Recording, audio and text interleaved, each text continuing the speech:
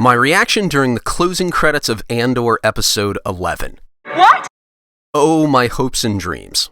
Content wasn't the problem. I enjoyed the episode. You had me at Cantwell-class arrestor cruiser. No, the problem was development, or sequence, the second-to-last installment of Season 1. The episode lacked payoffs from earlier episodes and setups for the finale.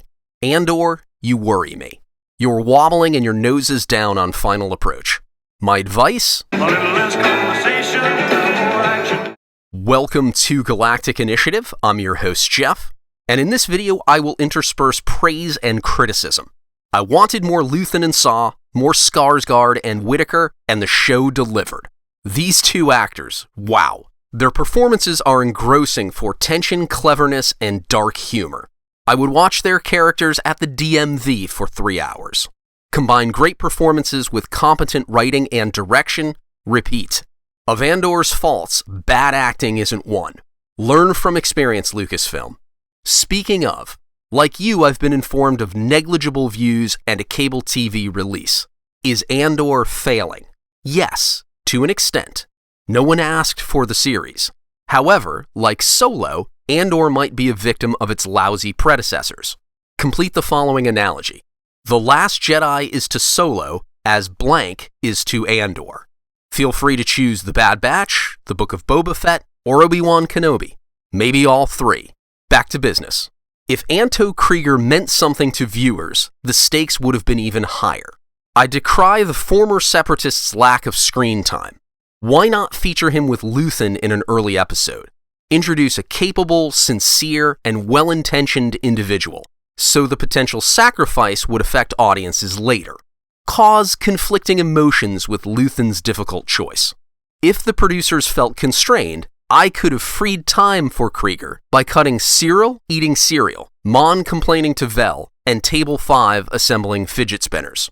As presented, Kreegyr's name was a plot device, nothing more.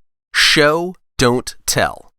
The other praiseworthy scene was the interruption of Luthen's indirect argument with Kleya by an Imperial arrestor cruiser over Segra Milo, a tribute to concept artist Colin Cantwell, who died in May. Search his work if you're not familiar with it. You'll be surprised by his contributions to the Star Wars galaxy. I loved the Hallcraft's custom weapons systems, from countermeasures to gunship-style long-dwell lasers.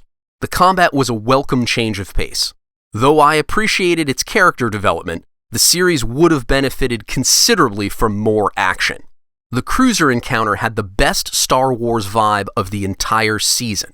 Appropriated transponder ID, tractor beam, TIE fighters, TIE boarding craft, Navy troopers, stormtroopers. This is where the fun begins.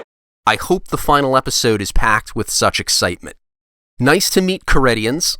You'll recall one in Saw's camp on Jeddah in Rogue One. Freedy looked awful. I was glad to see Sergeant Linus Mosk again. Despite his demotion, he remained loyal to Premor and Cyril, his old deputy inspector. Brazo and B2 reappeared. Good. Marva disappeared after Episode 8, so her announced death carried scant emotional weight. Bad. Like Anto Kreegyr, she became a plot device. I don't understand the writer's intentions. At one point, Marva was a main character. Again, I say show, don't tell. Mon and Vel served no purpose. Cinta served no purpose. Nothing against them. They didn't have meaningful parts this week. Viewers already knew their circumstances. Mon worried, Vel waiting, Cinta spying. In light of missing things, why include them without progression? Episode 11 accomplished very little, so next week's finale seems destined to underwhelm. I hope I'm wrong. Yes, the principals will come together on Ferrix. Yes, a cliffhanger for Season 2 is expected. But I see too many threads to knit into a cohesive 30 to 40 minute conclusion. In other words, multiple subplots without culminations will not satisfy me. The slow pace has been acceptable, even commendable, until now. The finale should be an action-packed, edge-of-your-seat affair. I worry about a slog that ignores important elements of the show. With Disney's track record, can you blame me? Thank you for watching. Subscribe to Galactic Initiative for all things Star Wars. Galactic Initiative is not authorized or endorsed by Lucasfilm Limited. The name Star Wars and all related materials are registered trademarks of Lucasfilm Limited, a subsidiary of the Walt Disney Company, all rights reserved. Galactic Initiative is a registered trademark and other product and company names are trademarks of their respective holders. Use does not imply affiliation or endorsement.